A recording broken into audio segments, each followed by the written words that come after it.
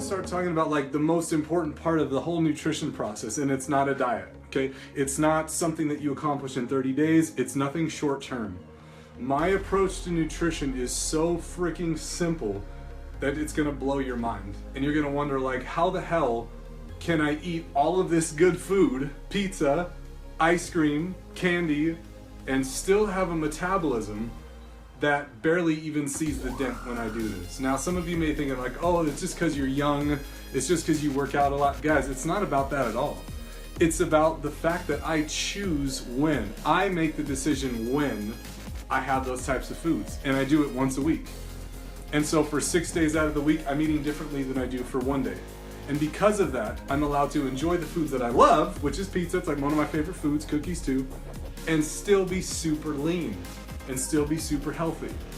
And so the way that I approach nutrition is by using macronutrients. What is a macronutrient? Well, a macronutrient is a protein, carb, or a fat. And I'm talking about grams specifically. So typically when you're looking at macronutrients, they measure these in grams. Now that's a macronutrient. What is a micronutrient? Micronutrients are like smaller things like vitamins, minerals. Think of like sodium, vitamin C, stuff like that. Those are all micronutrients. And right now at this level, I'm not even going to go into them because they don't matter.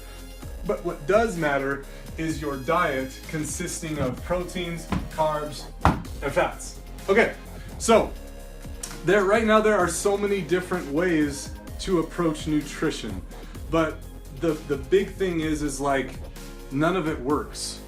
I mean, there's so many different diets out there that say that you can lose X amount of pounds in X amount of days, right? Like we all know that. But here's the thing. Diets are always about restriction. What I can cut out, what I can't have, and what I do get to have is lame. You know, it's like I saw this post the other day. It was like this bowl of salad, and and it said something like, "I'm just gonna sit here and eat my lettuce and be sad." Like that's exactly it. It's all about what you can't have, and nobody wants to be a rabbit and eat salad and carrots and that stuff all the time.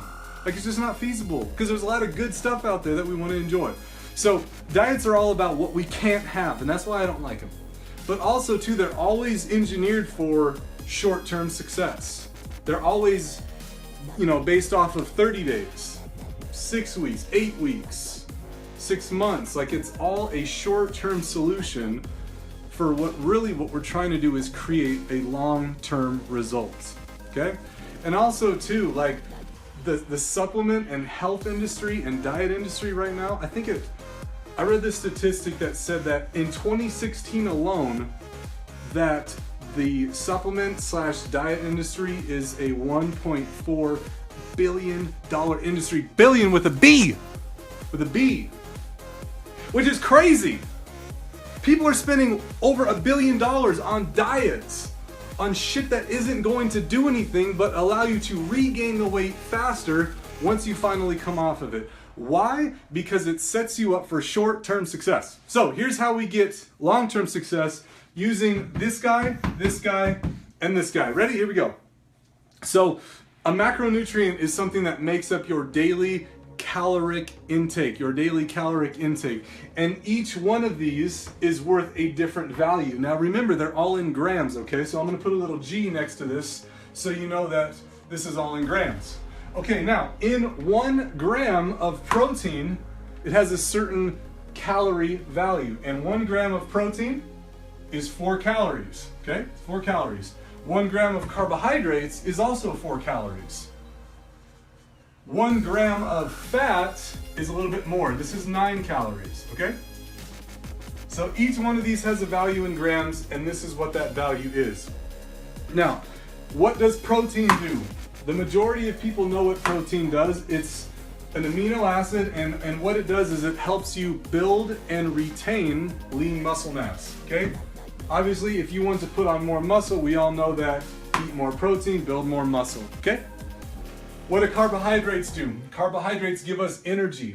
Okay? And so when you take in carbohydrates into your body, it's stored inside of you as what's called glycogen. Okay, that's a fancy word for stored carbohydrates. Now, examples of carbohydrates. I bet we all know a few, okay? Some are processed, some are not. Fats are typically in two different categories. Unsaturated fats, which typically come from like a plant-based source like olive oil or something like that, almonds.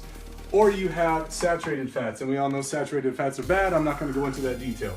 But each one of these has a different caloric value.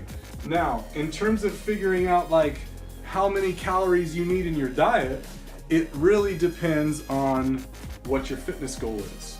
Your fitness goal determines how many different calories are going to make up your diet in these three categories. Now, the majority of people right now that are overweight, that have a metabolism that's in the tank, typically are eating more carbohydrates and fats than they are protein, okay? That's just like the typical American diet is high carb, high fat, low protein. Now, if you want to lose weight and really rev up your metabolism to serve you, we've got to flip that. And so in order to do that, you go high protein, lower carbohydrates, and moderate levels of fat. And with the fats, you want to try to stick to as much unsaturated fats as possible. Sound good? Okay, so now that we know kind of like what the fitness goal is and what I need to do on a basic level to get the results that I want, how the hell do I figure out exactly what my current intake is of calories each day? And the best way that I know how to do this, and it's not fun, and most people won't even take the time to do it because it's uncomfortable, because it's not what they usually do, or they don't have time, or they're just being lame, is to track it. Guys, how the hell are you gonna know what you're eating or what you're doing or what you're spending your time with if you don't examine it? And the only way to examine it is by tracking it. No, you don't have to do this long term, but in the beginning it's really important to track. And it's really important to track because the majority of people that I work with, once they start tracking their food, here's what they tell me at first. So I'll ask them, I'll say, okay, so Sally, so what's your nutrition like? How is it? Oh, you know, I eat pretty healthy. I watch what I eat. Okay, cool. So what I'm gonna need you to do is track your food for me. Guess what happens? They are so blown away by how many calories that they're really eating that they're just baffled. Like, how could I possibly be eating that many calories? Well, for one, you've conditioned your metabolism to eat that many calories, and even though you say you're eating healthy, chances are you're not. And so by tracking initially, it makes a huge difference to give you the realization of how many calories you're really taking in, but it also gives me a better idea of how I can prescribe different proteins, carbs, and fats into your diet so that you get closer to your weight loss goal.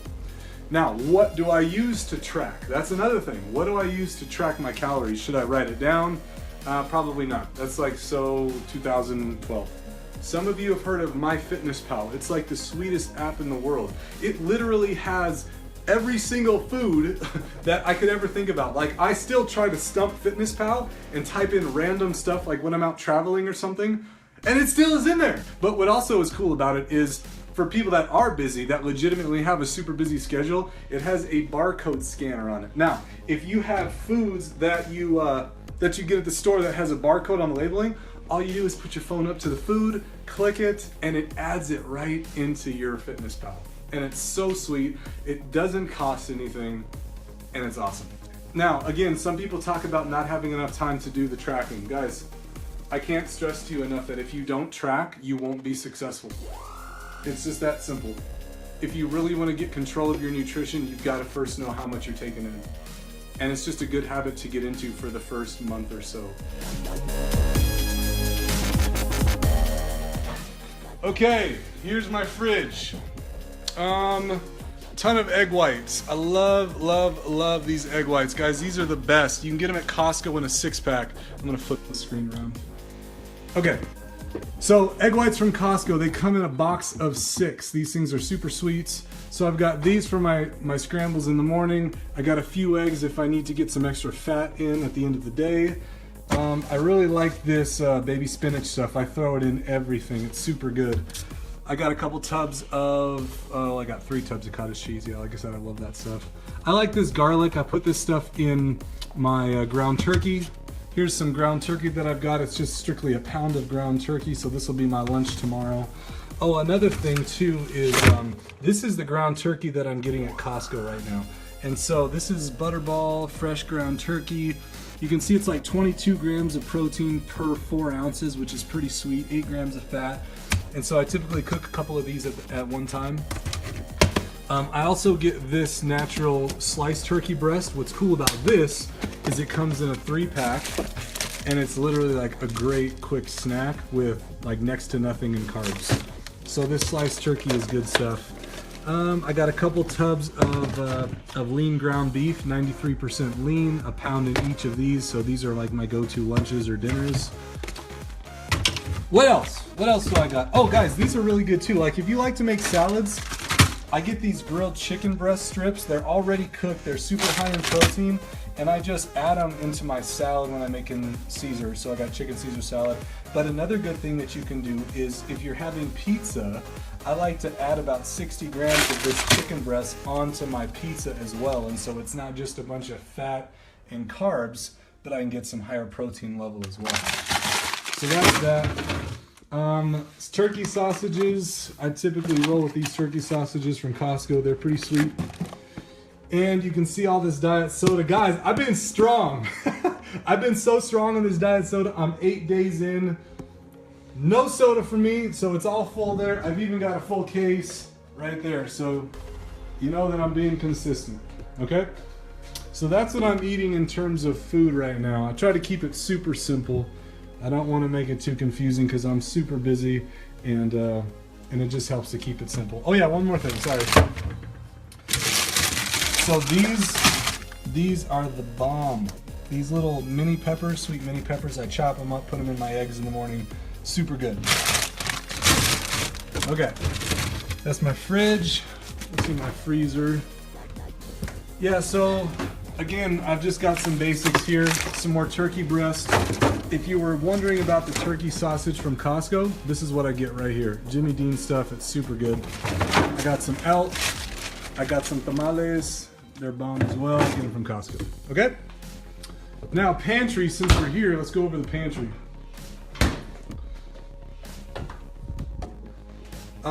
Again, I try to keep it really simple. I got my sweet potatoes for my main source of carbohydrates. These are those bars that I was telling you about. These guys are so good. So these Vines bars are super good. The Mission Fig is pretty good as well. And I've been eating this on my higher carb day. If you guys need pancakes or something or waffles, Kodiak cakes, guys, is super good.